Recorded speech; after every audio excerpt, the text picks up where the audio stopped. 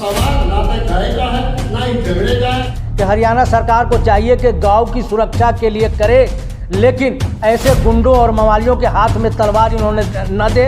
उन्होंने गोरक्षा के नाम पर बिना सबूत के उनको मौत के घाट उतार दिया गया।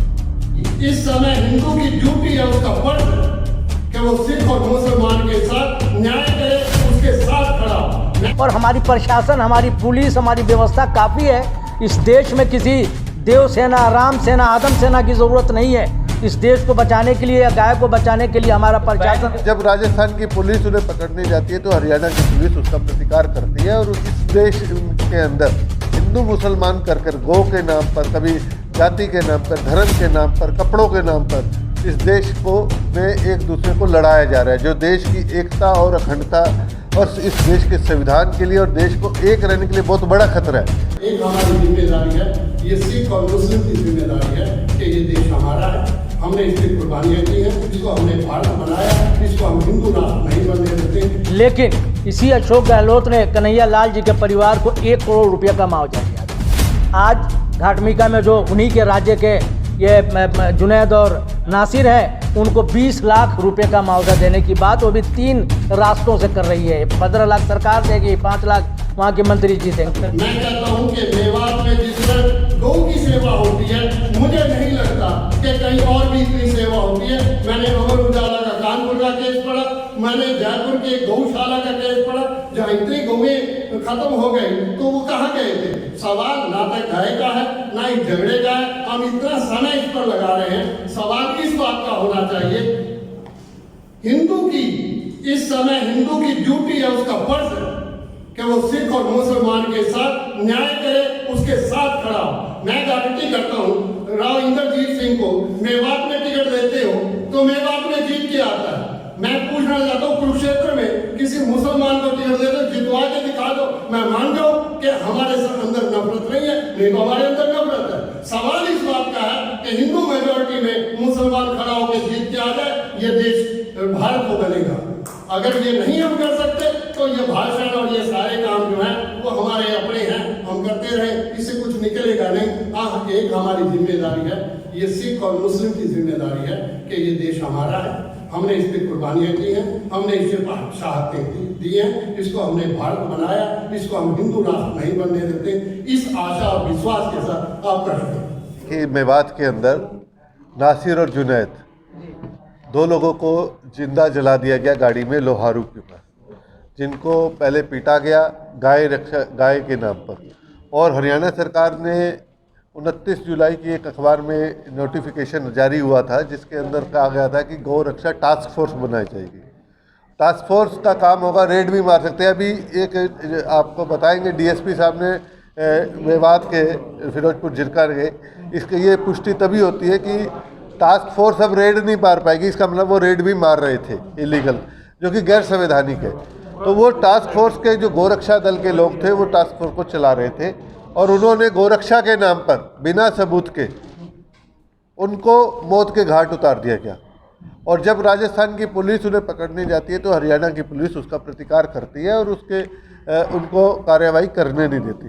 तो कारण यही है कि इस देश के अंदर हिंदू मुसलमान कर गौ के नाम पर, कभी जाति के नाम पर, धर्म के नाम पर, कपड़ों के नाम पर इस देश को में एक दूसरे को लड़ाया जा रहा है, जो देश की एकता और अखंडता और इस देश के संविधान के लिए और देश को एक रहने के लिए बहुत बड़ा खतरा है। उसके लिए हमारी जिम्मेवारी थी कि हम यहाँ से एक बहन भाईचारा का एक संदेश दें और उस संदेश को आगे बढ़ाएं और इस देश की एकता को बनाए रखें। हमारी जिम्मेदारी सबसे बड़ी यही है कि ये भारतवर्ष एक रहे और एक समृद्ध राष्ट्र बने।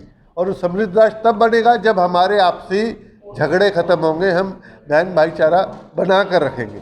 लेकिन ये सरकार और ये लोग, कुछ लोग इसको बनाना नहीं चाहते। तो इसकी मीटिंग के लिए हम सभी संगठनों ने, जिसमें खास तौर से किसान और मजदूर संगठन थे, क्योंकि पशुपालक भी किसान होता है छोटा, और वो किसानों की लड़ाई को लेकर मद्देनजर रखते हुए हमने ये बैठक आज की है। जो सरकार की ये जो टास्क फोर्स है, जो गौ रक्षक टास्क फोर्स बनी 2021 में, उस पर हम लीगल एक्शन भी लेंगे।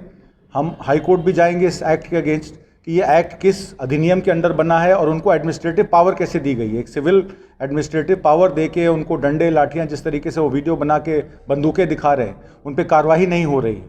और राजस्थान के चीफ मिनिस्टर अशोक गहलोत भी आज गए हैं मेवात में, और वो ये कह रहे हैं कि राजस्थान की सरकार और राजस्थान की पुलिस को हरियाणा की पुलिस के द्वारा सहयोग नहीं मिल रहा है। तो इन सब चीज़ों को लेकर एक सांप्रदायिकता का जो माहौल पैदा किया जा रहा है, एक नफरत का माहौल पैदा किया जा रहा है, एक हेट फैक्ट्री लगाई जा रही है, जो कि मुजफ्फरनगर में भी लगी थी, आपको याद हो 2014 के इलेक्शन से पहले। तो इस पर एक चिंतन होगा और आगे की कार्रवाई उसी में तय होगी।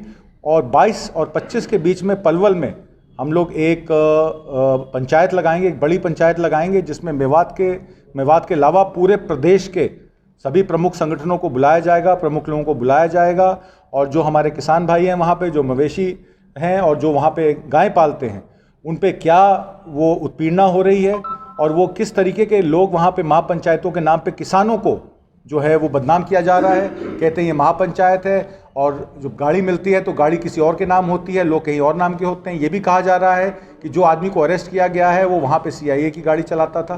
तो बहुत सारे ऐसे चीज़ें हैं जिस पे इन्वेस्टिगेशन होना बाकी है। अभी तो सिर्फ ऊपर की खबर पता चली है, अंदर की खबर क्या है, अंदर खाते कौन कौन लोग मिले हुए हैं, सरकार और गैर सरकारी प्रजातंत्र किस तरीके से लोगों पे दमन की राजनीति कर रहा है, मारपीट कर रहा है, इस पे बात होगी। इसमें हम लोगों की जो डिमांड है वो ये है कि नसीर और जुनैद को इंसाफ दिलाने के लिए एक फास्ट ट्रैक कोर्ट बने, एक हाई कोर्ट के सिंगल जज कमेटी बनाई जाए, जिसमें सरकार द्वारा, स्टेट गवर्नमेंट द्वारा इस पे इंक्वायरी की जाए, ये किस तरीके से ये एक्ट बना है और कितनी वायलेंस के केसेस और हैं जिसमें न्याय दिलाना बाकी है। इसमें इनके जो गौरक्षा के नाम पर हत्याएं हुई हैं या जो मारपीट हुई है उस पर SIT की कार्रवाई हो, और इन लोगों को लाइसेंस हथियारों के दिए गए या बगैर हथियारों के लाइसेंस के ये हथियार रखे हुए थे, इन पे बात हो। और जितने भी पीड़ित परिवार हैं, खासकर जुनैद और नासिर के परिवार को 1 करोड़ का मुआवजा और एक सरकारी नौकरी की हम डिमांड करते हैं स्टेट गवर्नमेंट से। और आने वाले समय में अपने आंदोलन को हम तीव्र करेंगे, तेज़ करेंगे, और इस बात को हम यहाँ ख़त्म नहीं होने देंगे। जो नासिर और जुनैद के साथ घटना घटी है, ये घटना सीधे गौ तस्कर जो अपने आप को गौ रक्षक कहते हैं उनके और जो उनके गाय के ख़रीदार हैं उनके बीच का ये मामला है। न तो पूरा समाज हिंदू और मुस्लिम दो खाने में बटा हुआ है। वहाँ की 36 बिरादरी ये चाहती है कि नासिर और जुनैद की जो मर्मम हत्या हुई है, जो जला करके मारा गया है, ये एक ऐसी हत्या है जो बहुत ही निंदनीय है, उसमें उनको न्याय मिलना चाहिए। कहा जा रहा है गौ तस्कर थे नासिर और जुनैद। देखिए, नासिर और जुनैद के आसपास उसके 2, 4, 5 किलोमीटर के दूरी में भी कोई गाय नहीं मिला है, इसलिए उसको गौ तस्कर हम नहीं कह सकते हैं। मैं तो उनको गौ तस्कर कहता हूं जो दूसरे ज़िलों से ला करके यहाँ सप्लाई करते हैं, और जब वो पैसा वसूलने आते हैं, अगर वो नहीं मिला, जिनके साथ वो कारोबार करते हैं, तो रास्ते में कोई भी मिल जाए उनको पकड़ते हैं, उनसे पैसे लेते हैं, पैसा नहीं देता है तो उनको मारते हैं, पीटते हैं और हत्या तक करते हैं। तो कोई क्यों मारेगा? मतलब कोई रंजिश थी आपको लगता है, या एक वही पूर्वाग्रह जो आपके? वो पूर्वाग्रह नहीं है। आप समझ सकते हैं कि जो नासिर और जुनैद को जलाया गया है, वो भिवानी के जिस गांव में जलाया गया है, वहाँ से 400 मीटर की दूरी पर, वहाँ के 400 मीटर की दूरी पर वहाँ जो मोनू राणा नाम का एक आदमी का घर है जो इसमें संलिप्त है, जिसको मुजरिम बनाया गया है। मोनू माने सर? नहीं, मोनू राणा। अच्छा। जिसका 400 मीटर दूर है घर जहाँ आग लगाया गया है। ये लोग उस इलाके से, ये क्रिमिनल टाइप के लोग हैं, इस इलाके में आते हैं। कहीं गाय वाला मिल गया, गाड़ी ले जाता हुआ, भैंस वाला मिल गया, उससे पैसे लिए, नहीं मिला तो ऐसे लूट लिया, और कोई नहीं मिला तो आम नागरिकों को लूटते हैं। और नासिर और जुनैद के सारी चीज़ों को देखने के बाद पता चलता है कि न तो ये गौ के किसी तस्करी में, न गौ हत्या में ये शामिल थे, ये भी ऐसे ही लोग थे जो इनको मिला है और उनके साथ इन्होंने जो है मारपीट कर के बचाव में तमाम महापंचायतें हो रही हैं और तमाम सड़क उनके समर्थन में लोग उतर रहे हैं। कैसे देख रहे हो, कैसे ऐसे लड़ पाएंगे? देखिए, मैं ये कहता हूँ कि मोनू मानेसर हो या डॉक्टर इत्तेफाक, अगर वो कातिल है तो कातिल के पक्ष में किसी को नहीं आना चाहिए। ये कोई धर्म की लड़ाई नहीं है कि जिसमें धार्मिक आधार पर कोई किसी का पक्ष ले। तो जो लोग, मैं कहता हूं कि ऐसा किसी के लिए भी जो कातिल है उसके लिए अगर खड़े होते हैं तो कातिलों को बढ़ावा दे रहे हैं, वो कातिलों के संरक्षक हैं, और उन्हीं लोगों के बलबूते पर यह कत्ल हो रहा है। लेकिन सवाल ये है कि क्या गौ रक्षक के नाम पर हरियाणा में बहुत बड़ा खेल खेला जा रहा है? बहुत बड़ा खेल है। मैं कह तो रहा हूँ कि ये सारे लोग, देखो जो नू का इलाका है, ये 13 लाख की आबादी का वाला इलाका है। यहाँ के लोग, आप सुन रहे होंगे कि गौ तस्करी, ये तस्करी का मतलब है कि उन इलाकों में जहाँ गाय दूध देना बंद कर देती है, गाय को लोग बेचते हैं, उनको वहाँ से लाने की हिम्मत मेवात की किसी आदमी के पास नहीं है। इतनी हत्याओं के बाद उसको यही लोग जो गौरक्षक कहे जा रहे हैं वो तस्करी करके लाते हैं और यहाँ के लोगों को बेचते हैं। और यहाँ के सभी समुदाय के कुछ लोग उनका गोश्त बना करके दिल्ली के 5 स्टार होटलों में सप्लाई करते हैं। आस्था से जुड़ा हुआ मामला नहीं है, बिल्कुल नहीं है, तो कारोबार है। आस्था का काम, आस्था की तो मैं भी सम्मान करता हूँ, मेवात के लोग सम्मान करते हैं। ब्रिज के जो 80 कोस की परिक्रमा है वो मेवात से गुजरती है, वहाँ के लोग भी समझते हैं। आप जानते होंगे कि वहाँ के लोग अपने आप को 2 नस्लों से जोड़ते हैं, कुछ लोग अपने आप को भगवान श्री कृष्ण से जोड़ते हैं, कुछ लोग अपने आप को भगवान श्री राम से जोड़ते हैं। इसलिए गाय खाने के लिए नहीं, गाय का गोश्त बना करके 5 स्टार होटलों में सप्लाई के लिए ये कारोबार होता है। तो क्या जो सरकार है, हरियाणा सरकार, वो भी इसमें सम्मिलित है? मैं कहता हूं कि जब जो है, जो लोग जो कातिल हैं वह और जिनको गौरक्षक आप कर रहे हैं, उनका हमारे गृह मंत्री से लेकर के और राज्य के गृह मंत्री तक के साथ फोटो है, तो कहीं ना कहीं उनका संरक्षण तो प्राप्त है ही। इसको सबूत कहता है, मैं नहीं कहता। तो बचाया भी तो जा रहा है उनको। हाँ, बचाया जा रहा है। इतने दिनों में गिरफ्तारी का न होना इस बात को साबित करता है कि उसे हमारी सरकार उन कातिलों को बचाने का प्रयास कर रही है। कांग्रेस की सरकार है राजस्थान में, क्या भी बचाने की कोशिश कर रही है? देखिए, चुनाव का वक्त है, ये चुनाव का वक्त है। वो राजस्थान की जो मौजूदा सरकार है वो भी ठीक में एक्शन नहीं लेना चाहती है कि ऐसा ना हो कि जो लोग सनातन धर्मी नहीं हिंदुत्ववादी हैं वो लोग ऐसा ना हो कि हमसे नाराज़ हो जाएं और हमारे वोट पे प्रभाव पड़े। इसलिए उनको भी जिस तरह से इसमें हिस्सा लेना चाहिए था और न्याय करना चाहिए था वो नहीं कर रहे हैं।